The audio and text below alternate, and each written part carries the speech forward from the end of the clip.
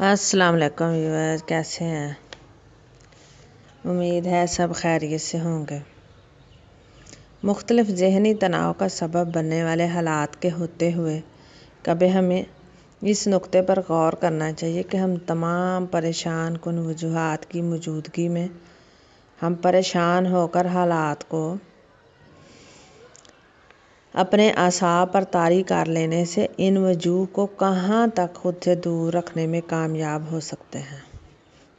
अगर तो परेशानी असाब पर मुसल्लत करने का कोई फ़ायदा हो तो फिर यकीनन ऐसा करने में कोई हर्ज नज़र नहीं आता, लेकिन अगर इससे ज़हन गैर ज़रूरी तनाव का शिकार होकर जिस्म के मुख्तलिफ निज़ामों पर अंदाज होकर बहुत सारी बीमारियों का रास्ता हमवार कर दे, तो फिर इस हकीकत को तस्लीम करते हुए इन वजूहात को दूर करने की कोशिश की जाए जिनके बायस इस तरह की तनाव पर परवर कैफियत से दूर होना बेहतर है।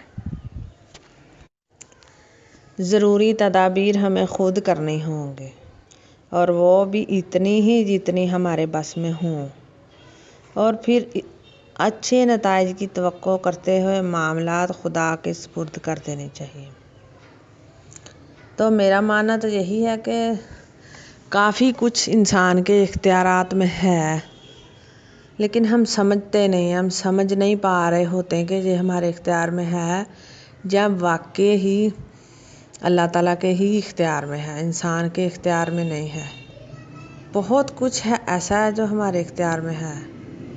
हम अपनी परेशानियों को घटा भी सकते हैं, बढ़ा भी सकते हैं, लेकिन हमारा माशरा ऐसा नहीं है ना। अगर कोई परेशान हो किसी वजह से तो वो एक ही गिर्द में घूमते जाएंगे, बस सिर्फ परेशान ही होते रहेंगे, परेशान ही होते रहेंगे। तो काम कब करेंगे? बैठकर सोचते रहेंगे तो बैठकर सोचते रहने से तो मामलात हल नहीं होते ना। तो इसलिए हमें सोचते ही रहना नहीं है, करना भी है। हमें कामिल यकीन होना चाहिए कि हम ज़हनी दबाव की किसी भी सूरत हाल पर मुकम्मल काबू पा सकते हैं। ऐसे बहुत से तरीके हैं जिन पर अमल करके तनाव कम करने और इससे निजात हासिल करने में कामयाबी हासिल की जा सकती है। लेकिन बात फिर वही है कि आखिर हम चाहते क्या हैं। अगर तो इन सब से छुटकारा चाहते हैं तो हमें अपनी मदद आप करनी होगी और सोचना होगा कि वाकई ये सर पर सवार कर लेना ज़रूरी है या नहीं। अगर तो ज़रूरी है तो फिर कोई मसला नहीं है। अपने साथ वालों को भी मिलाएं, अपने घर वालों को भी मिलाएं, तो सवार करके देख लें कि इसका क्या नतीजा बरामद होता है। तो अगर आपको लगे कि ये सवार कर लेने से कुछ हासिल नहीं, तो प्लीज़ इसे उतार दें, उतार के फेंकें और फिर पुरसुकून होकर बग़ैर परेशान हुए अपने मामलात को हल करते जाएं। अगर आपके घर वाले या कोई और परेशान हो ना, तो अगर किसी को बोले ना प्लीज़ परेशान मत हो, तो उसे बहुत बुरा लगता है। उसे ये गाली की तरह महसूस होता है कि परेशान मत हो, सब ठीक हो जाएगा। लेकिन हम करेंगे ठीक तो होगा ना।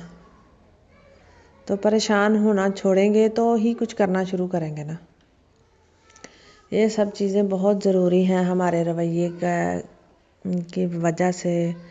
अगर हम बाहर निकले रोड पर किसी से भी मिले तो ऐसे लगता है जैसे दूर से किसी परेशान आदमी को देखने से लगता है कि बहुत बड़ी गठड़ी है जो पूरे जहान की परेशानी इसने अपने सर पर सवार की हुई है, और इसके माथे पे बल पड़े हुए हैं, नाक इसने इकट्ठा किया हुआ है, मुंह का हशर नशर किया हुआ है और मिजाज का उससे भी ज़्यादा हशर किया हुआ है।